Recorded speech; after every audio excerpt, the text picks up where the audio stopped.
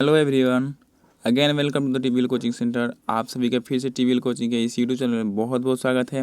जैसा कि दोस्तों आपने थंबनेल देखा ही होगा, जी हाँ दोस्तों, इस वीडियो में हम लोग बिहार आईटीआई या प्लस बिहार पॉलिटेक्निक पैरामेडिकल के लिए टॉप 500 का जो सेशन चला रहे हैं जीके का, उसमें का पार्ट ये 4 है। तो इसमें भी कुछ ऐसे क्वेश्चन हैं जो काफ़ी इंपॉर्टेंट क्वेश्चन हैं, तो उन सभी क्वेश्चन को देखना ना भूलिएगा।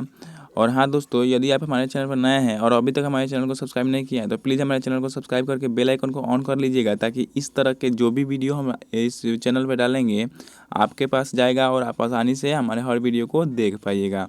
तो चलिए शुरू करते हैं। और शुरू करने से पहले एक आपसे ये भी बोल देते हैं कि आप अपने में भी स्कोर कीजिएगा कि आप आखिर इस सारे क्वेश्चन को सॉल्व करने में कितना जो है सॉल्यूशन सही सही बता पा रहे हैं।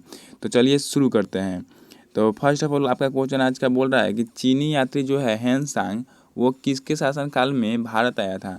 तो अब बात करें हेनसांग की, तो हेनसांग जो है आपका हर्षवर्धन के शासनकाल में भारत आया था। यानी कि हमने कल भी बताया था, इसके पहले वाले सेशन में भी बताया था, ह से हेनसांग और ह से हर्षवर्धन, इसको इस तरह आपको याद रखना है। तो आई होप कि आपको ये क्वेश्चन क्लियर हो गया होगा। चलिए अगले क्वेश्चन को देख लेते हैं। तो अगला क्वेश्चन आपका बोल रहा है कि कन्नौज के लिए हुए त्रिपक्षीय संघर्ष में अंतिम विजय किसकी हुई। अंतिम विजय जब कन्नौज के त्रिपक्षीय संघर्ष हुआ था तो उसमें अंतिम विजय जो है आपका किसकी हुई थी, प्रतिहारों की हुई थी। तो option number B is correct हो जाएगा। तो आई होप ये भी क्वेश्चन आपका क्लियर हो गया होगा। चलिए अगले क्वेश्चन को देख लेते हैं। तो अगला क्वेश्चन जो बोल रहा है आपका, किस राष्ट्रकूट शासक ने एलोरा के पर्वतों को कटवाकर प्रसिद्ध कैलाश मंदिर का निर्माण करवाया था। तो वो जो है आपका कृष्ण प्रथम था। कौन था दोस्तों, कृष्ण प्रथम था। तो आई होप कि आपको ये भी क्वेश्चन क्लियर हो गया होगा। और हाँ दोस्तों, यदि आपको इस सारे क्वेश्चन में कुछ भी डाउट वगैरह है, जो भी क्वेश्चन आपको याद नहीं हो रहा है, उसको सही से देखिएगा। देखने से एक बार दो बार देखिएगा, इस तरह देखिएगा तो आपको याद हो जाएगा।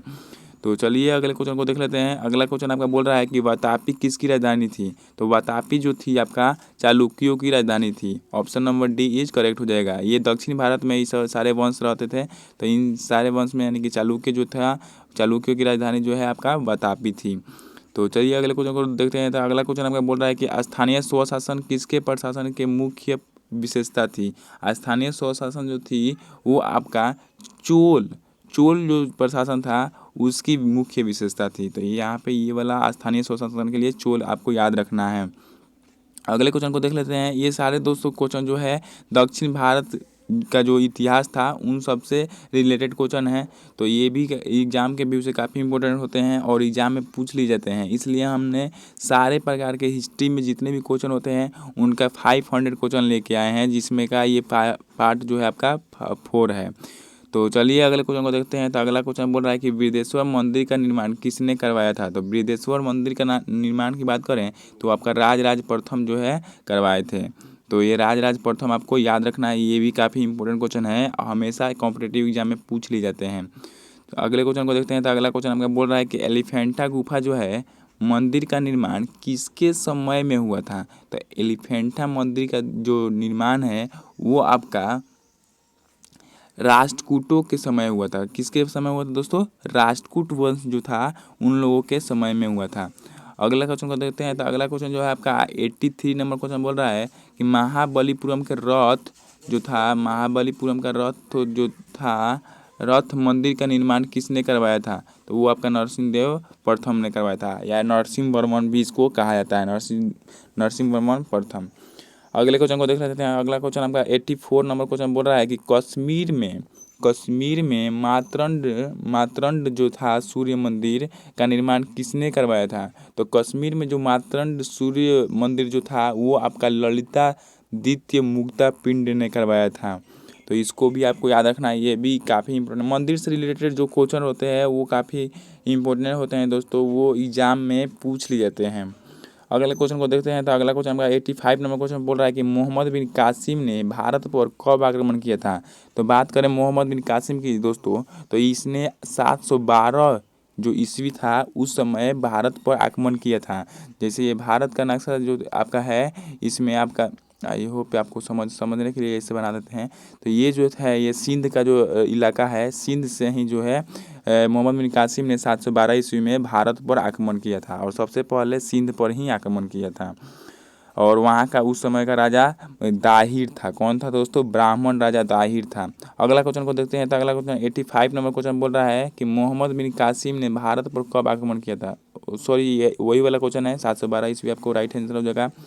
अगला क्वेश्चन 86 नंबर क्वेश्चन देख लेते हैं। तो 86 नंबर क्वेश्चन बोल रहा है कि सोमनाथ मंदिर को किस मुस्लिम आक्रमणकारी ने लूटा था। तो सोमनाथ मंदिर को दोस्तों आपको मोहम्मद गजनवी ने लूटा था। ये कहा जाता है कि इसने भारत पर 17 बार आक्रमण किया, जिसमें 16 बार असफल होने के बाद 17वां बार में मोहम्मद गजनवी ने सोमनाथ मंदिर को लूटा। और यहाँ से आपको ये भी पता होना चाहिए कि 20 लाख दिरहम, यानी कि 20 लाख दिरहम जो है आपका सोना यहाँ से ये लेकर गया। तो ये इस तरह जो है काफ़ी भारत को लूटा गया है। उसके बाद अंग्रेज़ भी लूटे काफ़ी मात्रा में। तो इस सारे कॉन्सेप्ट को आपको याद रखना होगा। इससे रिलेटेड काफ़ी क्वेश्चन सॉल्व हो जाएंगे। अगला क्वेश्चन देखते हैं। तो अगला क्वेश्चन आपका बोल रहा है कि लाख बक्स जो है किससे कहा जाता है। तो लाख बक्स जो है आपका कुतुबुद्दीन ऐबक को कहा जाता है। इसे लाख बक्स इसलिए कहा जाता है दोस्तों क्योंकि जब इसने भारत पर आक्रमण जब इसने सुल्तान की उपाधि धारण की। दोस्तों भारत पर आक्रमण तो पहले ही हो चुका था। ये जब सुल्तान की उपाधि भारत में धारण की तब लोगों में लाखों में जो है सिक्का दान में लुटाया था। तो इसलिए उस समय उसको लाख बक्स कहा गया और उसी समय से इसके लाख बक्स के नाम से जाने लगा। तो अगला क्वेश्चन को देखते हैं। तो अगला क्वेश्चन आपका बोल रहा है कि सिजदा एवं पाबोस जो है प्रथा किसने चलवाई थी। तो सिजदा एवं पाबोस प्रथा जो है आपका बलबन ने चलवाई थी। बलबन जो कि आपका एक महान शासक के रूप में इसको भी जाना जाता है। बलबन के बाद ही आपका इल्तुतमिश आया था और इल्तुतमिश की बेटी जो थी आपका रजिया सुल्तान थी। तो रजिया सुल्तान पैबोस और सिजदा नामक प्रथा से ही जो है राजगद्दी पर बैठी थी। तो वो जो चलाया था किसने चलाया था? आपका बलबन ने ही चलाया था। तो आई होप ये भी क्वेश्चन आपका क्लियर हो गया होगा। अगला क्वेश्चन को देखते हैं। तो अगला क्वेश्चन 89 नंबर क्वेश्चन आपका बोल रहा है, आप स्क्रीन पे देख सकते हैं, बोल रहा है तूतीय हिंद जो है हिंद का तोता किसे कहा जाता है। तो हिंद का तोता आपको याद होगा अमीर खुसरो को कहा जाता है। क्यों? क्योंकि ये बहुत अच्छे वाद्य अंतरक थे, यानी कि जो है बहुत अच्छे जो है संगीतकार थे। ये समझिए संगीतकार थे। तो अमीर खुसरो जो है और ये किनके दरबार में थे? तो अकबर के दरबार में रहा करते थे। अगले क्वेश्चन को देखते हैं। 19 नंबर क्वेश्चन बोल रहा है आपका किस सुल्तान ने सिकंदर सानी या द्वितीय सिकंदर की उपाधि ग्रहण की थी। तो बात करें द्वितीय सिकंदर की या सिकंदर सानी की, तो वो था आपका अलाउद्दीन खिलजी। क्यों? क्योंकि ये भारत पे कोई ऐसा इलाका नहीं था जिसको ये लूटा नहीं था और वहाँ पे अपना जो है स्थापत्य नहीं स्थापित किया था, यानी कि अपना शासन वगैरह सब जगह चला लिया था। यानी कि दक्षिण भारत में भी इसने अपने खिज्र खां को भेजकर दक्षिण भारत में भी आक्रमण करवाया और उन सबको भी अपने अधीन कर लिया था। यानी कि पूरा का पूरा इलाका अपने अधीन कर लिया था। इसलिए इसे द्वितीय सिकंदर सानी कहा जाता है। सिकंदर सानी भी कहा जाता है या सिकंदर सानी भी कहा जाता है। तो इस प्रकार इसको याद रखिएगा कि अलाउद्दीन खिलजी ने पूरे भारत पर आक्रमण कर लिया था और विजयी हुआ था, इसलिए अलाउद्दीन खिलजी सिकंदर सानी के नाम से जाना जाने लगा। अगला क्वेश्चन 91 नंबर क्वेश्चन देखा जाए तो स्क्रीन पर बोल रहा है अस्थाई सेना की प्रथा किसने आरंभ की थी। तो अस्थाई सेना की प्रारंभ जो है आपका अलाउद्दीन खिलजी ने ही की थी। क्यों? क्योंकि ये जो था सिर्फ युद्ध के लिए प्रेरित था और ये युद्ध से रिलेटेड सभी को अच्छी तरह जो है व्यवस्था रखता था, जिससे कि यह पूरे भारत में विजय हुआ और जो है ये द्वितीय सिकंदर के नाम से भी जाना गया, क्योंकि इसके पहले वाले क्वेश्चन में हम लोग देखा। तो इस प्रकार इसको आपको याद रखना है। और यहाँ पे आपको एक और बात याद रखना होगा कि इसी ने जो है घोड़ों को दागने की प्रथा भी स्टार्ट किया था। यानी कि अपने घोड़े को दाग कर जो है किस प्रकार अपना घोड़ा पहचान में आया कि मेरा घोड़ा है, उनको दाग कर, यानी कि जैसे मांस वगैरह रहता है ना, मांस को काट कर वहाँ पे कुछ स्टिकर वगैरह टाइप का लगा दिया जाता था, जिससे अपनी घोड़े की पहचान हो जाती थी और दुश्मनों की घोड़े की पहचान हो जाती थी। इस तरह युद्ध में जो है आपका पहचान होने के कारण जो इधर उधर लड़ाई नहीं हो पाती थी, मतलब अपने में लड़ाई नहीं हो पाती थी। ये आपको इस कॉन्सेप्ट को याद रखना है। तो अस्थाई सेना का गठन अलाउद्दीन खिलजी ने ही किया था। और पद्मावत जो आपका मूवी है, इसमें उसमें आपको अलाउद्दीन खिलजी के बारे में अच्छी तरह से जानने को मिलेगा। यदि आप नहीं देखे हैं उस पिक्चर को, तो आप दोबारा देख सकते हैं। अगला क्वेश्चन को देखते हैं। तो अगला क्वेश्चन आपका बोल रहा है कि मोहम्मद बिन तुगलक जो है अपनी राजधानी दिल्ली से कहाँ हस्तांतरित किया था। तो मोहम्मद बिन तुगलक जो एक पागल सुल्तान के भी नाम से जाना जाता था, वो अपनी राजधानी दौलताबाद रखा था। यानी कि ये अपनी राजधानी हमेशा बदलते रहता था, कभी दिल्ली तो कभी दौलताबाद। इस तरह इसको जो है ये जो है दौलताबाद रखा था, दिल्ली से स्थानांतरित करके दौलताबाद। ये जो है आपका दक्षिण भारत में पड़ता था। दक्षिण भारत के लोगों को अपनी तरफ आकर्षित करने के लिए ये जो है अपनी राजधानी दौलताबाद रखता था।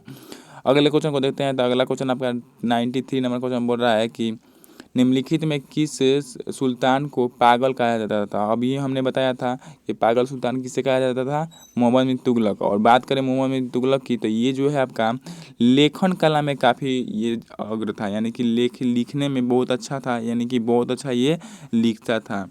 तो ये आपको याद रखना है कि लेखन कला में उत्तीर्ण कौन शासक था। तो ये मोहम्मद बिन तुगलक था। इसको MBT भी कहा जाता है। MBT मतलब M से मोहम्मद, और B से बिन और T से तुगलक। अगला क्वेश्चन देखते हैं। तो अगला क्वेश्चन आपका बोल रहा है स्क्रीन पे, तैमूर लंग ने 1398 ईस्वी में किसके शासनकाल में आक्रमण किया था। तो तैमूर लंग ने नसरुद्दीन महमूद के समय में आक्रमण किया था 1398 में। यानी कि उस समय नसरुद्दीन महमूद जो है दिल्ली पे विद्यमान थे, यानी दिल्ली पे शासन कर रहे थे। अगले क्वेश्चन को देखा जाए तो 95 नंबर क्वेश्चन बोल रहा है आपका, ब्राह्मणों पर सर्वप्रथम जजिया कर किसने आरोपित किया था। तो ब्राह्मणों पर सर्वप्रथम जो है जजिया कर ये फिरोज शाह तुगलक ने लगाया था। ये फिरोज शाह तुगलक ही जो है मोहम्मद बिन तुगलक के पहले राजगद्दी संभाला था। लेकिन ये जो है काफ़ी ये था, मतलब कुराचार व्यक्ति था और अत्याचारी था। तो ये जो है ब्राह्मणों को देखना नहीं चाहता था, तो उनके लिए अलग से एक कर लगाया था जिसका नाम था जजिया कर। ये ब्राह्मणों पर लगाया जाने वाला एक कर था। आपसे ये भी पूछ सकता है कि जजिया कर क्या है। तो ये जजिया कर जो है धर्म से रिलेटेड कर है जो ब्राह्मणों पर लगाया जाता था। अगला क्वेश्चन देखा जाए तो अगला क्वेश्चन आपका 96 नंबर क्वेश्चन बोल रहा है कि सर्वप्रथम किस सुल्तान ने सिंचाई कर लगाया था। तो वही बकला लगाया था, कौन सा, फिरोज शाह तुगलक लगाया था। तो आई होप ये आप याद रखिएगा, ये सिंचाई कर भी फिरोज शाह तुगलक ही लगाया था। यानी कि सिंचाई करने के लिए भी लोगों को अपनी फसल को सिंचाई वगैरह करने के लिए लोगों को इसको कर देना पड़ता था। अगले क्वेश्चन को देखा जाए तो 97 नंबर क्वेश्चन बोल रहा है कि दिल्ली के किस सुल्तान ने अपनी राजधानी अपनी आत्मकथा लिखी थी। तो दिल्ली के जो है वो आपका ये फिरोज शाह तुगलक ही जो है अपनी आत्मकथा लिखा था। यानी कि अपने आप जो है अपने बारे में पूरा लिख डाला था। यानी कि जो जो वो वर्क वगैरह किया था अपने लाइफ में, उन सबको एक बुक में लिख दिया था। तो Firoz Shah Tughlaq is the right answer of this question हो जाएगा। अगला क्वेश्चन देखा जाए तो अगला क्वेश्चन आपका बोल रहा है कि गुरुमुखी के नाम से कौन जाना जाता था। तो गुरुमुखी के नाम से जो है आपका ये सिकंदर लोदी जाना जाता था। कौन जाना जाता था दोस्तों, सिकंदर लोदी जाना जाता था। तो यहाँ पे सिकंदर लोदी जो है आपको याद रखना है, गुलरुखी के नाम से जाना जाता था। अगला क्वेश्चन देखा जाए तो अगला क्वेश्चन आपका 99 नंबर क्वेश्चन बोल रहा है कि सांकेतिक मुद्रा जो है आपका, सांकेतिक मुद्रा जो है का प्रचलन किसने किया था। तो अभी हमने बताया था कि मुद्रा वगैरह सैनिक के बारे में इस जो है आपका अलाउद्दीन खिलजी के बारे में, अलाउद्दीन खिलजी बहुत अग्र रहता था। तो Alauddin Khilji is the right answer of this question हो जाएगा यहाँ पे। तो आई होप कि ये भी क्वेश्चन आपका क्लियर हो गया होगा। चलिए अगले क्वेश्चन को और आज के लास्ट क्वेश्चन को देख लेते हैं। आज का लास्ट क्वेश्चन जो बोल रहा है आपका स्क्रीन पे, अष्टदिग्गज किसके दरबार में थे। तो अष्टदिग्गज जो आपके कृष्णदेव राय के दरबार में रहते थे। जिस प्रकार नवरत्न अकबर के बाद दरबार में रहते थे, उसी प्रकार अष्टदिग्गज जो है कृष्णदेव राय के दरबार में रहते थे। तो इस प्रकार इसको भी आपको याद रखना है। अष्टदिग्गज कृष्णदेवराय के दरबार में रहते थे और ये जो है आपके दक्षिण भारत में इन सारे का शासनकाल चलता था। तो आई होप कि आपको ये जो क्वेश्चन है 25 तक यानी कि 75 से 100 तक क्वेश्चन देखे, जिसमें 25 क्वेश्चन देखे, तो इसमें से आपको 10 या 12 क्वेश्चन आप आसानी से आ गए होंगे। कुछ ऐसे क्वेश्चन थे जो कि काफ़ी डीपली थे, तो उसको आपको याद करना होगा एक बार। यदि और आप इस वीडियो को देखेंगे तो आई होप कि आपको याद हो जाएगा। तो आज के लिए इतना ही। चलिए मिलते हैं अगले वीडियो में, तब तक के लिए जय हिंद जय भारत।